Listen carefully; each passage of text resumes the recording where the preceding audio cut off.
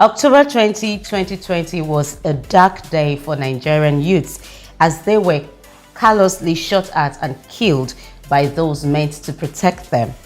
The hashtag answers peaceful protest turned fatal on that fateful night. Hello and welcome to Let's Talk. I am Lekki Massacre. The topic before me is Lekki Massacre the morning after. My guest for today is Barrister Olusegun Odubela, Senior Advocate of Nigeria, Managing Partner, Ricky Tafara and Co. Lagos. Stay with us.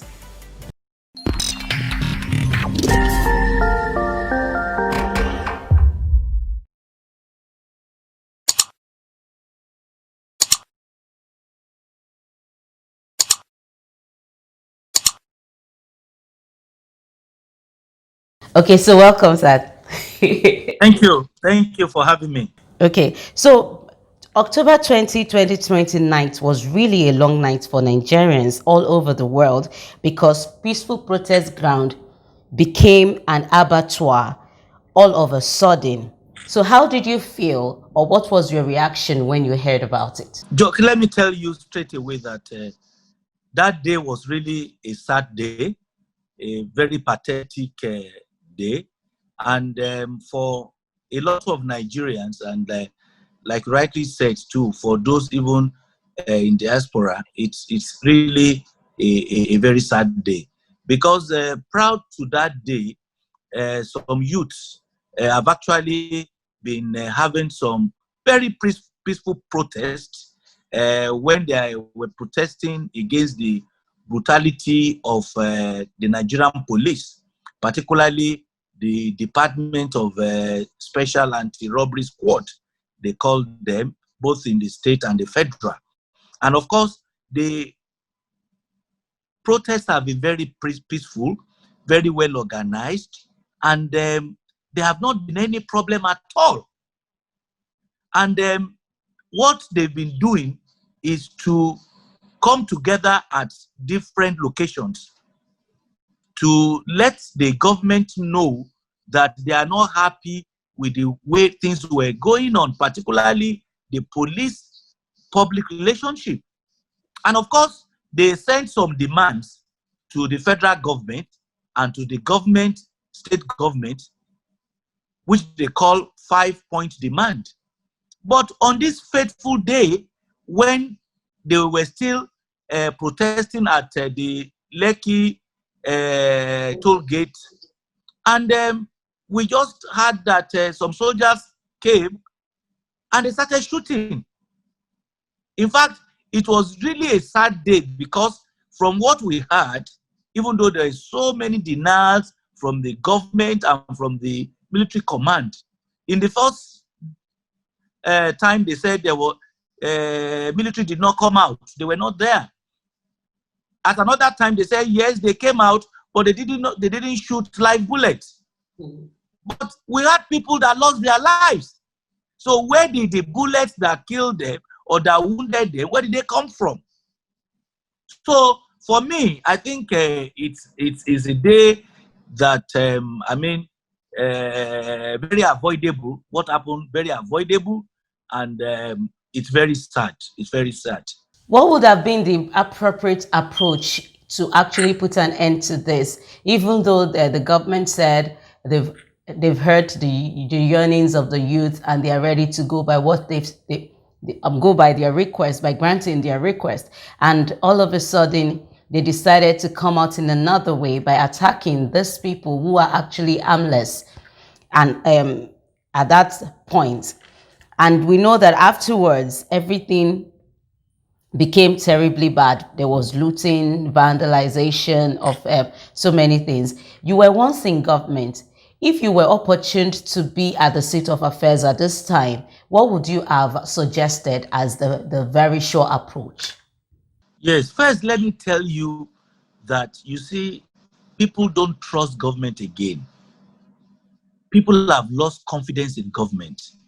And that is why, even after they submitted their 5-point demand to the government said they will come back to them. They are looking at it. But I tell you, because of the antecedents of the government, the youth believed that the government was not ready to address their demands. And I think what the government would have done was to still continue to have a dialogue with them, ask them to bring their representatives or come out and address them, tell them the things that you are doing or those steps that you need to take in the consideration of the demands that they have sent to you. So if I were in government, and particularly if I were the president, sincerely, I will have addressed those demands of the youth as quickly as possible. And in the course of addressing those issues, I will be addressing them, even if it's on a daily basis or even twice a day. Because that is all what the people want. The youth want to hear from the government that, yes, your demands are being considered and that it will soon come back to you.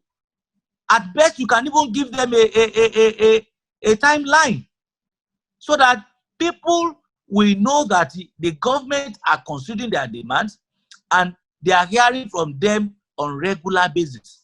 But people feel that because the government previously will say they are considering, but nothing will come out of it. So I think those youths are they were tired and they believe enough is enough. Yes. We are in the majority. Let government hear us. Let them put our demands in action. Let us see them acting on them. But I think this was not done by the government, and people continue to lose those trust, to lose those confidence in government. Okay, now after all of these challenges, all of these problems, the next thing we heard was passports being seized, bank accounts were frozen as a result of the court order that was given by the government or so, and some of these people were being arrested and prosecuted. We know of the Eromosele case, and some of the people that were also bankrolling the peaceful protest by spending given, because I remember that so many people were actually helped during this protest. There was a lot of contribution towards someone getting back a limb and stuff like that. A woman selling by the roadside and they decided to set the woman up and all. These people had good intentions. Their minds were clean. They didn't do anything to actually hurt the government. They were just trying to help to get back their rightful position in the nation that they've known all their lives. Now, do you think that this issue of seizing passports, arresting people is actually the way forward? Will it solve any problem? And is that the way fathers or mothers who people will look up to as parents of the nation, is that the right way to do it? No, it can't be. You see, those actions of the government will continue to make the thing get worse and worse. You see, we're already talking about the government, the need on the part of the government to build confidence in the people, to bring back the trust of the people in government. But when you now started seizing passports, you start arresting people, start freezing accounts. I mean, it shows again that the government are being insincere. Because I felt that the first thing to do, even after the massacre, is to now begin negotiating, sitting with the people, with the youth, having dialogue with them. So if we now started seizing passports, arresting people, charging people to court, then these same group of people, we know that government is not sincere. They will come out and say, you see, that's what we're saying, that the government are not ready to face the reality. And the reality is that whether you like it or not, these people believe that the government is their government, they need to sit down to dialogue. They need to let them know the way they feel. So, and I don't see reason why government will not have that dialogue, will not sit down and consider their demands. Nobody is saying those demands must be met by force. But the one that you believe cannot be met, then explain to them. Mm-hmm. They are also human beings. They will hear. They know too what is happening.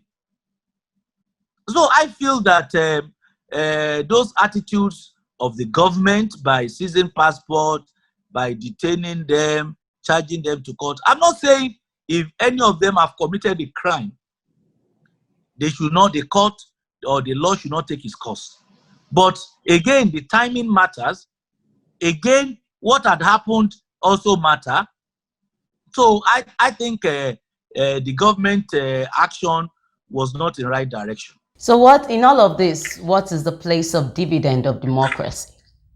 Is Nigeria still a democratical nation with all of this that is ongoing? The fact that you're not listening to people instead of trying, because this was what this same people experienced during their time. Because if we look back, things like this happened. They fought also, and they were also the same way they attacked them, the same way the government of the day at that time approached it was what they are doing now. I wouldn't say is what they are doing now. Now we say we are a democratical nation. Where is the dividend of democracy in freedom of expression, asking for your rights, and wanting a better nation? Well, I believe in a democratic system of government.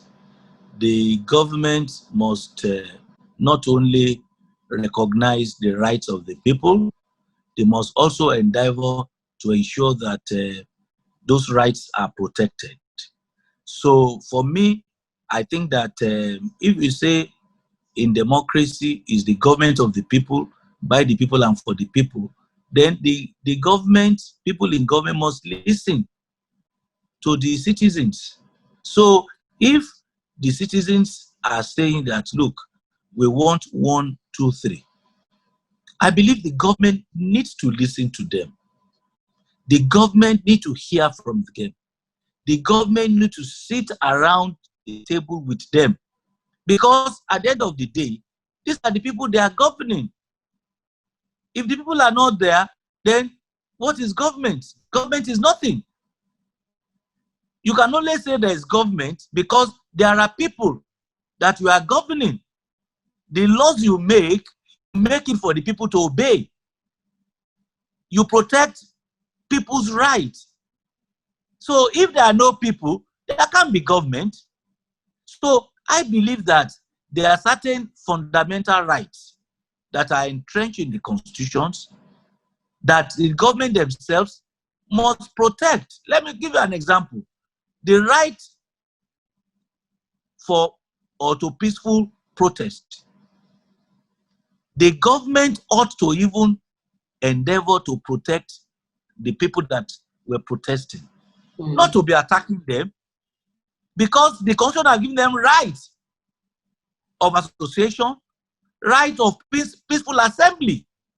So if they are going about their protest peacefully, I don't think the government have any right to attack them in a democratic government. The duty the government holds is to protect them, even in the course of that protest.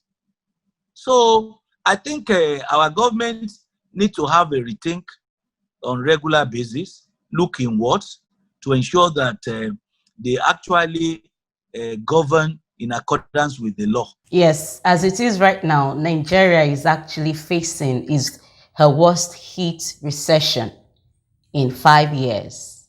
So now the panel of inquiry is ongoing and no one is owning up to the fact that they did this. And the UK parliamentarians have also sat to also deliberate on what the UK government should do to the political leaders in Nigeria on how maybe coming to UK to actually deposit money in the account or so many things that they enjoy in the foreign land. Is there anything left to look forward to in Nigeria? Well, yes, I would say yes, because don't forget that the Economic Council, being chaired by the Vice President, His Excellency Professor Yemi Osinbajo, Senior Advocate of Nigeria, directed all the state governments, and including the Federal Capital Territory, to set up various judicial panels to listen to the people and look for ways to address the problems, and then to look at those who suffered various injuries, and then make appropriate recommendations. I think and I believe that that is virtually being done in all the states, including Federal Capital Territory. And I will believe that we should wait and see what the outcome will be.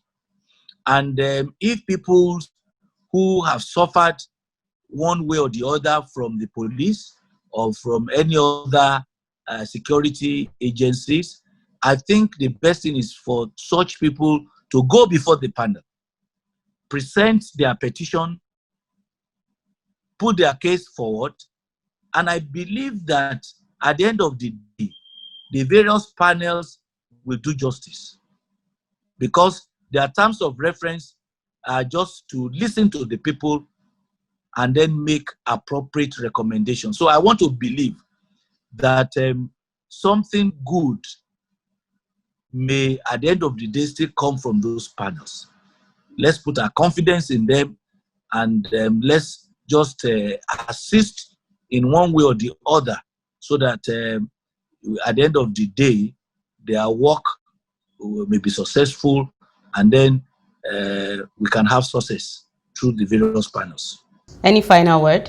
I will just appeal to the federal government that yes, they have the demands of the youth, but between then and now, we have not had anything. And I don't think that's how it should be. I know our president, during the course of his address, informed us that the demands of the youths is heard loud and clear. But I tell you, people are already expecting. Yes, loud and clear, but what are coming from the government? Nothing yet. I expect that between then and now, the government ought to have come out, at least let us know the steps and that have been taken towards it. Let's see their plans, because information is key. Mm-hmm. If we don't have information coming, that will give room for so many rumors, and you begin to have fake news. But if government come out to tell the people, particularly the youth, that yes, your demand number one, this is what we are asking for, these are our plans, this is what we have done in the immediate term, this is what we are planning to do in the future.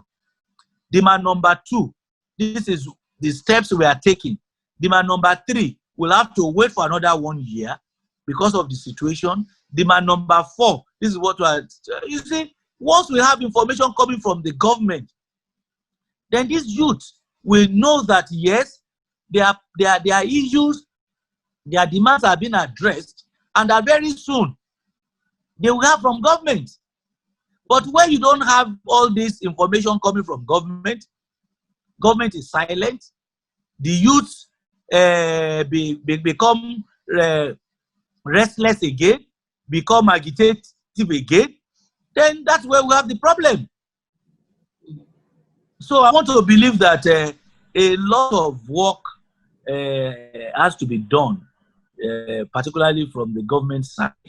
So I want to appeal to the federal government, to the state government, to please take the demands of the youth very seriously and then address them, so that at least we will continue to have peace in our country. Thank you so much. It's been wonderful having you on the show. And you've heard it actually from Barrister Olusegun Odubela. It's high time the government live up to their responsibility. We are waiting, the whole world is waiting to see the outcome of all of these panels of inquiries and to benefit every one of us. Until next time, I remain Lekki Massacre. Bye.